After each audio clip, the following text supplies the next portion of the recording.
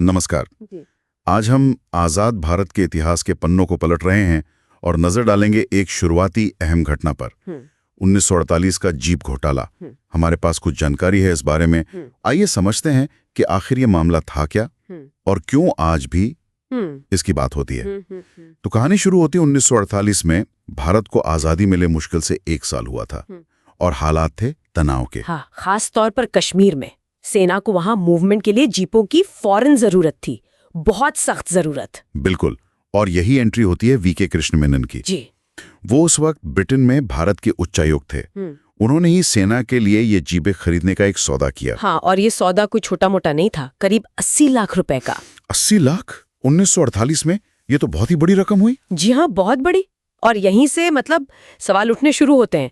जानकारी के मुताबिक इस सौदे के लिए जो सामान्य सरकारी प्रक्रिया होती है, जैसे कि टेंडर निकालना, अलग अलग कंपनियों से कोटेशन लेना। हाँ बिल्कुल, वो सब नहीं किया गया। कोई खुली टेंडर प्रक्रिया नहीं अपनाई गई। बिना टेंडर के ही सौदा कर लिया इतनी बड़ी खरीद का। यही तो बात है। और सिर्फ यही नहीं, ऐसा भी कहा जाता है कि रक्षा मंत्रालय से इसकी कोई औपचारिक मंजूरी भी पहले नहीं ली गई थी। अच्छा, मतलब प्रक्रिया की पूरी तरह से अनदेखी। एक तरह से हाँ। सोचिए, देश नया नया बना है, सिस्टम बन रहे हैं, और इतनी बड़ी खरीद में ऐसी लापरवाही, ये निगरानी पर बहुत बड़ा सवाल था। तो ये तो हुई प्रक्रिया की बात, पर जीपों का क्या हुआ? वो मिली, सेना तक पहुंची? यहीं पर मामला और भी उलझ गया। जो जानकारी है उसके हिसाब से जितनी जीपें आनी थी, यानी पूरी 2000 जीपें, वो कभी आई नहीं। तो कितनी आई? सिर्फ 155। और जो आई भी, उनकी हालत इतनी खराब थी कि सेना इस्तेमाल नहीं कर सकी। बिल्कुल, सेना ने उन्हें रिजेक्ट कर दिया।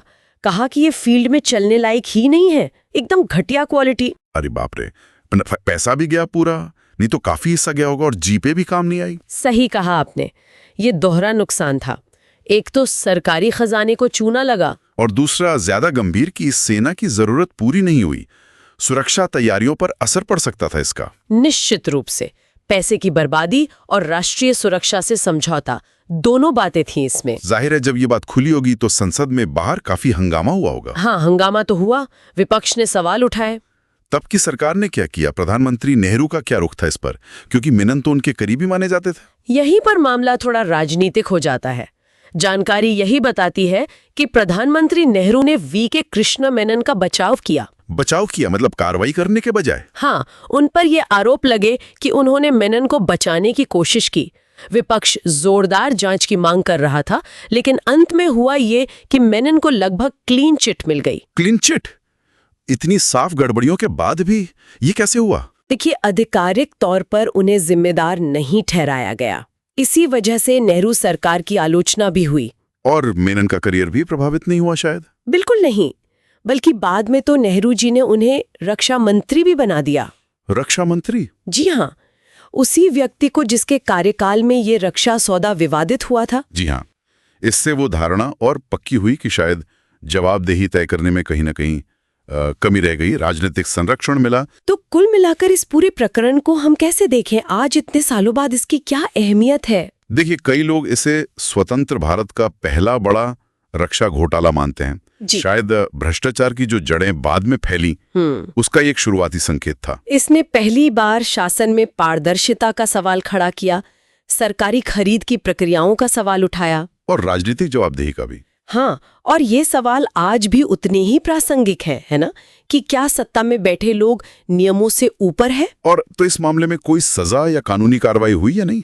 नहीं, कोई खास कानूनी कार्रवाई नहीं हुई। मामला धीरे धीरे शांत हो गया, या कह लें कि दबा दिया गया। तो 1948 का ये जीप घोटाला, ये हमें सरकारी खरीद, निगरानी की कमी और राजनीतिक इच्छा शक्ति या उसकी कमी के बारे में बहुत कुछ बताता है। बिल्कुल, ये एक ऐतिहासिक केस स्टडी है। एक तरह से शासन के शुरुआती दिनों की चुनौतियों और कमजोरियों को दिखाता है। चलिए, इस बातचीत को समाप्त करते हुए श्रोताओं के लिए एक सवाल छोड़ते हैं। हाँ जरूर। सोचने वाली बात यह है कि इस पहले बड़े कथित घोटाले से जिस तरह निपटा गया, क्या उसने आने वाले दशकों के लिए एक पैटर्न सेट कर दिया? क्या इसने भविष्य में जवाबदेही और पारदर्शिता को लेकर जनता के भरोसे और सरकारी रवैये को किसी तरह से प्रभावित किया होगा? सोचने वाली बात है।